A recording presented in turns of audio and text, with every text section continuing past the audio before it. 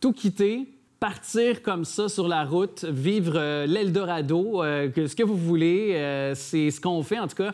La famille de Mme Louise Brassard et le tout a débuté en 1985, s'est réuni sur un livre, ces jours-ci disponible partout en librairie, du nom de Ma vie de rêve en motorisé. On l'accueille avec nous. Mme Louise Brassard, merci d'être avec nous. Bonjour, ça me fait plaisir. Tellement fascinant tout ça qu'on peut constater dans votre livre d'ailleurs. Pourquoi, tout d'abord, en 1985, vous êtes parti avec votre famille sur la route? Bien, de quitter le Québec au début février, c'est parce que mon mari faisait une dépression, il venait d'être pensionné. Et pour lui, s'il voulait survivre, il appelait ça sa bouée de sauvetage. On a quitté le Québec et j'enseignais à mes enfants. J'étais bonne à l'école, ça leur servait à quelque chose. Et on est parti sur la route 3 mois. Puis, c'était juste un début. Mais au fil des ans, ça a été comme... on fait notre année, ça a été...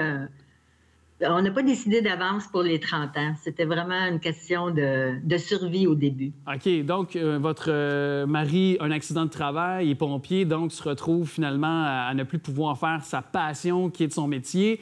Vous partez... Oui, il aimait l'adrénaline de son travail, mais à 35 ans, quand tu te sens inutile... il voulait pas, malgré qu'on avait une super belle maison, un garage où il faisait, parce qu'il est bon mécanicien, ce qui a beaucoup aidé dans notre voyage, il n'y avait plus de centre d'intérêt, fait qu'on est parti sur la route. Et là, partir avec des enfants qui sont en bas âge comme ça, c'est audacieux, il faut être débrouillard. Oui, l'école, ils ne voulaient pas, mais j'ai convaincu les directeurs. C'est ça, il fallait convaincre les directeurs pour accepter ce mode de vie-là. Et justement, si je l'expose à ce que vous avez vécu dans les premiers mois, quels ont été les défis aux premiers abords concernant ce mode de vie-là, partir sur la route comme ça? On ne parlait pas l'anglais. OK.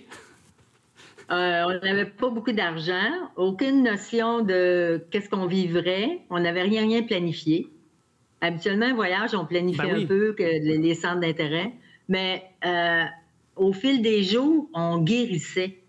Le fait d'être ensemble, on impliquait les enfants. Ben, il faut aussi beaucoup aimer ses enfants. Il faut aimer vivre avec eux autres 24 heures par jour. Là. Puis dans un 23 pieds, on avait un gros chien. OK. Mais je suis très disciplinée. Donc, ça remplissait nos journées, faire l'école, faire de l'exercice, se parler, parce que un an et demi que mon mari a été, comme on dit... à la caserne, mais qui n'avait pas le droit de travailler. Il faisait juste répondre au téléphone. On vivait un détachement. On était plus connectés. Fait que les premiers mois, c'est la reconnexion qui a été merveilleuse. On s'est redécouvert. Et ça a permis de solidifier évidemment, la famille, l'amour que vous avez tous l'un pour l'autre. Votre itinéraire a été où? Parce que là, vous me dites, on n'avait aucune idée de où on allait aboutir. On voulait la chaleur. Okay. En partant, c'était la chaleur, hein? Comme beaucoup des Québécois. Là. On avait été une fois à Hollywood, une fois dans notre vie. Puis là, on a dit, on s'en va dans cette région-là. Et c'est là qu'on a commencé tranquillement à parler à des gens, à découvrir, hey, il y a d'autres choses que s'apitoyer sur soi-même. On n'avait pas beaucoup d'argent, on vivait dans la rue. Donc, on a appris beaucoup à respecter les autres, où stationner, pas déranger.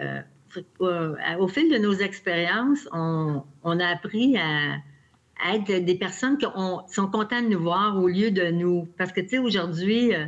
la van life, là, si tu stationnes devant une maison ou tu ne respectes pas les gens, ben, nous autres, on a vraiment on a fait des bons choix. Oui. Puis d'ailleurs, ce mode de vie-là, à la prime abord, c'était pour des besoins essentiels, c'est-à-dire de se retrouver, de connecter avec vous pour la famille puis votre conjoint. Mais par la suite, qu'est-ce qui vous a poussé à continuer dans les 30 années qui ont poursuivi, qui se sont succédées? Moi, je voulais être hôtesse de l'air quand j'étais jeune. Tu sais, c'est ma génération. Je rêvais d'être hôtesse de l'air, mais je parlais pas l'anglais.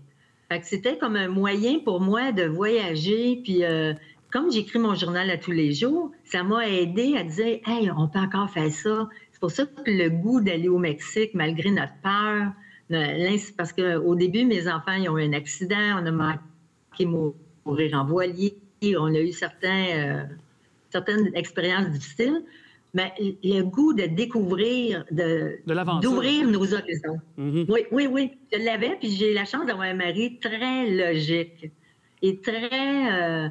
moi, j'avais peur des fois, puis je lui disais, pourquoi tu as peur? Regarde, tu sais, c'est comme, ils m'ont vraiment aidé à m'ancrer à mes idées, puis à foncer, puis les deux, on faisait une bonne équipe. Et pourquoi avoir réuni ces expériences-là sur un livre? Parce que vous auriez pu le faire par un documentaire, par toute autre façon de raconter votre histoire, là.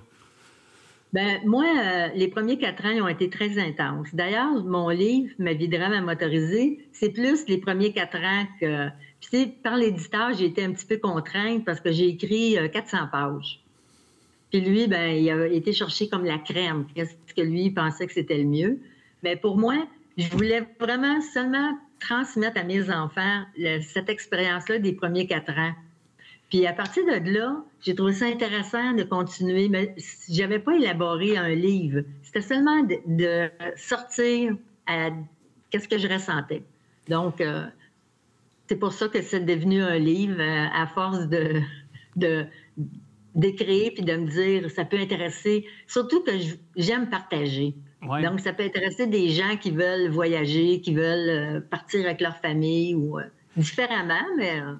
Puis on s'entend que c'est de façon modeste que vous avez vécu dans un motorisé, ça coûte quand même cher se déplacer, l'essence, juste vivre, se nourrir. Comment on réussit à pouvoir quand même... Bien, on va jamais au restaurant. Oui. Je suis très bonne cuisinière et j'ai impliqué mes enfants. D'ailleurs, ils sont super débrouillards. Ils ont appris à vivre d'une façon... La simplicité volontaire, c'est quoi qu'on a besoin? J'avais plus besoin de 10 paires de souliers, 2 paires, une sandale puis un paire de souliers propres. C'est de réfléchir sur nos besoins. Puis des fois, mes enfants, ils auraient aimé aller là, faire ça. Non, on faisait un budget, puis je disais, regarde, on a tant à dépenser. C'est de voir le beau côté d'être là, au lieu de dire, ah, je vais aller là, je vais faire ça. Le bonheur simple. On n'allait pas dans les places touristiques non plus. Oui, le bonheur simple, les choses de la vie. Est-ce qu'on peut dire aussi qu'une des plus belles... Quand on regarde les 30 dernières années, une des plus belles choses, hormis bien sûr d'avoir fait ça avec votre famille, d'avoir vous être retrouvés, est-ce que c'est d'avoir connecté avec des gens aussi, d'avoir fait des rencontres humaines? Est-ce que c'est pas ça la plus belle chose qui en ressort de ces 30 années-là? Ah oui. De rencontrer des gens dans leur simplicité, dans leur journée quotidienne, tu sais, pas obligé rien de simple. Aussi, en ayant le motorisé, des fois, on stationnait dans leur driveway, on les aidait. Tu sais, moi, j'avais quand même...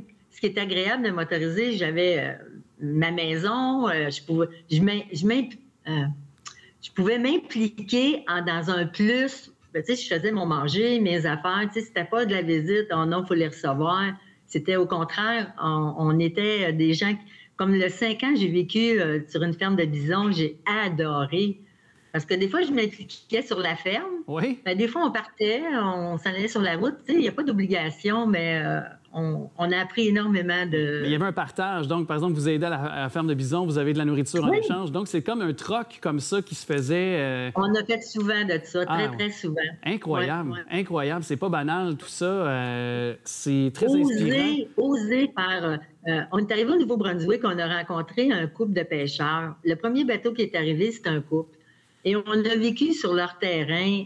Les autres, ils ont dit, c'est rare, mais on a pu être intime tout de suite sans déranger une famille puis l'autre. C'est ça le bonheur de motoriser. Bien, on va le retrouver dans votre livre, Ma vie de rêve en motorisé. Madame Louise Brassard, merci de nous avoir parlé. Puis on peut le voir, je pense, ça sourit encore dans votre visage, toutes ces rencontres-là. Puis la preuve, c'est que vous faites encore ce mode de vie-là. Un grand merci. Puis on peut avoir de manière plus exhaustive tout ça dans votre livre. Donc, je réitère, Ma vie de rêve en motorisé. Merci beaucoup. Merci beaucoup, Alex. Au plaisir.